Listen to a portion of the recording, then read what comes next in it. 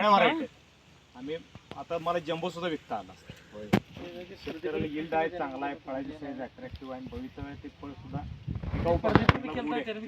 गोडी कमी जरा जम्बो आहेच आता यांना माहितच आहे.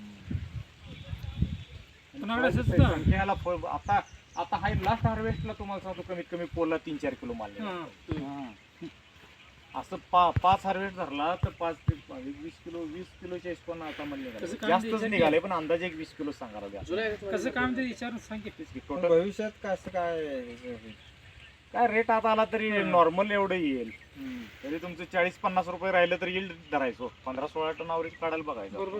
क्वालिटी ठेवायचं. क्वालिटीला किती पण यील्ड झालं, क्वालिटी तुमची चांगली असली तर तुम्हाला रेट मिळणारच. 10-20 रुपये फरक दाखवणार सांगत नाही. अंगलीत येणार नाही सोडा. कुठलंच शेतकऱ्याचं कुठलंच पीक अंगलीत येत नाही जर तुम्ही काळजीपूर्वक केला. ड्रॅगन सोडा कुठलंच पीक जरी काळजीपूर्वक केला तरी अंगलीत येत नाही. जरा द्राक्षेला जरा रिस्क जास्त आहे, वातावरणामुळे प्रॉब्लेम आहे, पण तसं वातावरणाचा काय एवढा इफेक्टच नाही. आम्ही ते द्राक्ष फोडून काढले. द्राक्षाचं कसं झालंय, उत्पादनच जास्त झालंय आणि रिस्क लय मोठी हो. त्याला खर्च जास्त झालाय आणि येणार म्हणजे इनपुट कमी भरपूर झालं. दर नाही तेच की सांग म्हणजे काय खर्च वाढलाय आणि त्या मानानं फुटणे येणं झालं. उत्पादन वाढल्यामुळे प्रॉब्लेम यायला लागले. आणि नैसर्गिक ह्यावेळी बरेच बागा कमी झालेत. 50% तर कमी झाले, 40% तर कमी झाले. आता ह्याच्याकडे वळलेत लोक. आणि नवीन लागणच नाही आमच्याकडे, तर नवीन लागणच करून असं कसं होतंय, सगळ्या पिकं थोडी थोडी पाहिजेत आपले. कुठल्यात नाही कुठल्यात म्हणजे कसं ह्यात पैसे नाही मिळाले तर ह्यात तुमचं दुसऱ्या कुठल्या पण फळात पैसे मिळत असतात. आणि फळबागाही असं आहे, तुमचं द्राक्ष असू दे नाही कुठलं पण असू दे, हायर रेटला सुद्धा तुमचं द्राक्षाला पैसे झाला असतं, पण जरा खर्च आणि मेंटेनन्स व्यवस्थित व्हायला पाहिजे. आता भविष्यात ही द्राक्षाची अवस्था ह्याची होणारच आहे. ह्याला अजून 10-15 वर्ष जातील तर तुमचे पैसे निघून जातील. आता आम्ही ज्या वेळेला सुरुवातीला रेड व्हाईटची बाग आहे आमची सुरुवातीची 9 वर्ष आम्ही 2014ला लावल्या. 14ची बाग आहे त्यावेळेला आम्ही 20 रुपये 30 रुपयाचा हिशोब करून आम्ही लावलो होतो, कारण आम्हाला ऊसा पिकात आम्ही काय द्राक्षाला तुलना करत नाही, आम्ही ऊस पिकला तुलना करतो. ऊसाचा अवरेज एक 50 टन झाला तर 3,000 न 5 3 15 1.5 लाख रुपये झालं. 50,000 खर्च गेला 1 लाख रुपये एकर राहते.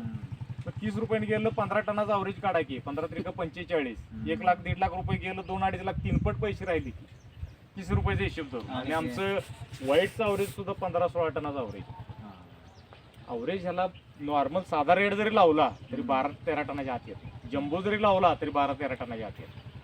आणि त्याला तर 16-17 टनाच्या आसपास जायला पाहिजे माझा. हे थोडं स्पीड पण दिसते.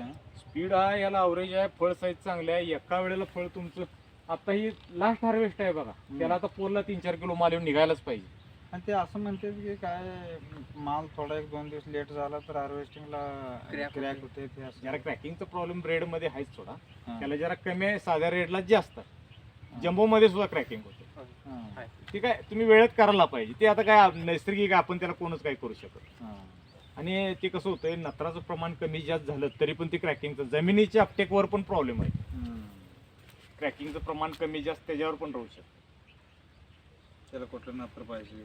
नाही नत्र कसं होतं, नायट्रोजन जर वाढलं तर ते क्रॅकिंगचा प्रॉब्लेम होतो. जमिनीत तुमचं नायट्रोजनचं प्रमाण जर वाढलं, आमची जरी खडकाळ जमीन आहे तुमच्यात होणार नाही क्रॅकिंगचा प्रॉब्लेम. आमची काळी जमीन आमच्यात जरा प्रॉब्लेम होते, आमच्यात नायट्रोजन लगेच हे होते. मुरमट जमीन तुमच्यात होणार नाही क्रॅकिंगचा प्रॉब्लेम. नॅचरल त्याला होतंय पण एवढं दिवस आपण ठेवतच नाही. आणि उन्हाळ्यात जर पूर्णपणे पाणी जर बंद असलं तर चालू शकते ना.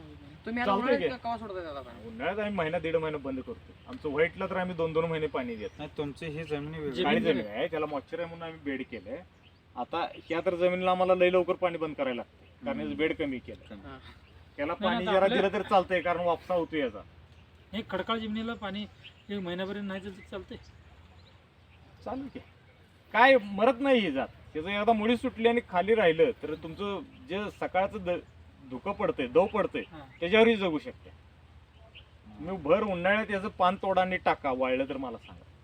आणि ह्याला कवा तर पाऊस एक पडला तर ह्याची मुळी सुटायला पाहिजे. माहित आमच्यात आम्ही कट करून टाकलेलं काय का नाही, कुठं उन्हाळ्यात टाका, मरत नाही. चलो कसं होतंय, थोडंफार कुठं तर वाढीवर परिणाम होतोय, पण असं तुम्हाला उत्पादनावर काय म्हणजे ह्याचा काय लय मोठा इफेक्ट नाही. तुमची एकदा ग्रोथ जर झाली, याला तुमची फुटव्यांची संख्या जर नको असली तर उन्हाळ्यात कमी केलं तर काय चालतं? आता ते फुटवा जर उलट काढून नाही, टाकला तुम्ही इथं मुलीला बघा. ताण जर दिला गर्भधारणेला लय चांगलं. बाबा ना ती फुटवा जर काढून म्हणजे इथं टाकला गर्भधारणा ते पकडते हाय लवकर. तसं लागणार आता. गर्भधारणा म्हणजे तुमचं जेवढा ताण दिसेल तेवढे तुमची गर्भधारणेला चांगली. आता आपण लावलेले आहे, किती महिन्यात आहे फळ लागलं सुरू होतं? आता ही सी व्हरायटी तर लावल्यावर तुम्हाला दुसऱ्या वर्षी म्हणजे पहिल्या वर्षी लागायलाच पाहिजे.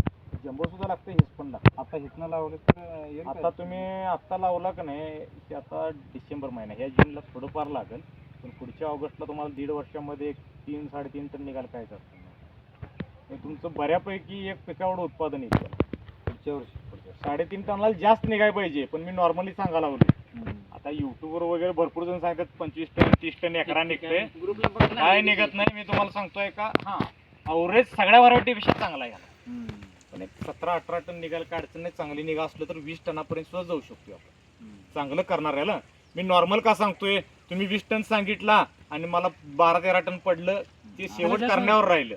खत पण पाणी तुम्ही वगैरे काही नाही टाकतो. केला तरी 12-13 टनाच्या आत येतं. काही खत नाही टाकला, तुम्ही काही नाही केला, निसर्गावर ठेवला तरी 12-13 टनाच्या आत येतं. रासायनिक लय वापरायची गरज नाही. नाही, शेणखत दरवर्षी घालला हा शेणखत दरवर्षी घाला, चांगला आहे ना. शेणखत घातलं म्हणजे रिझल्ट आहे. मी तर 2दा घालतो बाहेर. शेणखत एकदा घाला वर्षातनं, बेसल डोस 1-2 वेळा द्या, तुमची इस्रायल खतं कमी लागते. म्हणजे सुरुवातीचं 2-3 वर्ष वाढीसाठी 2 वेळा बेसल डोस द्या, आणि एकदा वाढ झाली की वर्षातनं एकदा बेसल डोस द्या. रूटसाठी ह्याने काय सोडावं लागते काय त्याने? रोगसाठी काय ह्युमिक ॲसिड घ्या, हां. ह्युमिक ॲसिड NPK पण द्या वाढीसाठी. त्यांची वाय आहे ती वायवर चालेल का कसं काय का मध्ये स्टे द्यावं लागेल का नंतर ना काय प्रॉब्लेम येईल म्हणजे असं वाय आहे त्यांची असं वाय आहे असं असं वर चढत चढत एकदम वागणार ते की असं वाय असेल ते तारा काढा. हां. वाय असू दे तुमचं, तारा खालच्या काढा, 1-2च तारा ठेवा, 2 तारावरनं टाका. हां. म्हणजे शेंड्याच्या पण तारवर दोन असं पडल्यावर तारावरून मोडणार ते नाही का तारा कट होतील का म्हणतो? तार हिवी असलं तर काय अडचण नाही. हिवी आणि एकाच होल मधनं 2-2 तारा घाला. हां. वरच्या काढा त्याच तारा खालनं घाला, म्हणजे खालचं ताकद 10 वर्ष वाढवायची तारा. वापरलेलं तार आहे तिथे. हां? 10 वर्षात वापरलेलं तार आहे त्यांच्या. तर काय होत नाही. पण त्याला तुमचं पोल पाहिजेत बघा, 10 फुटावर तर पाहिजे. म्हणजे का पोल त्याचा आमचं बोजा सगळा पडणार, कंटिन्यू बोजा असणार आहे. हां. तुमचा द्राक्षाचा बोजा सीझनचा बोजा आहे, तुम्ही चटणी करून टाकताय. आमचे 25-30 फुटावर पोल आहेत ते दगड आहेत. 25-30 फूट तेवढा बॅलन्स आणि झोळ पेरला पाहिजे मध्ये त्याला. एक असलं घालवा म्हणतो आम्ही. हा असलं घाला, त्याला स्टेप द्या, परत ते तारा त्याच्यावर टेकवा. हां, म्हणजे काय ह्याला अडचण एक नाही. आपण त्याला एक छोटा एवढा अंकल एवढं अँगल घालून त्याच्यावरनं करा की त्याच्यावरून चालते, तारा असं करावं म्हणतो. हे किती पोल आहेत तेवढे एकरात? हे आता ह्याच्या सकट एकर आहे हे. तरी पण एक 450 पोल आहे आता. त्याला प्लेटच घालणार आहे. त्याला प्लेटच घाला. हे 11x6 केले. ते 2 वर्ष तर ट्रेलिस होती. आता हे पण 6 फूट आहे प्ले बघा. आणि चारी बाजूने जेवढी संख्या तुमचं ट्रेलिस केला तर सरळ पडतंय हे. आणि त्याचं राऊंडची फळं घ्यायला येतात. 1-2 सुरुवातीचं 1-2 वर्ष तुम्हाला उत्पादन वाढेल, पण 3-4थ्यापासून त्याचं आणि ह्याचं उत्पादन सेमच नाही.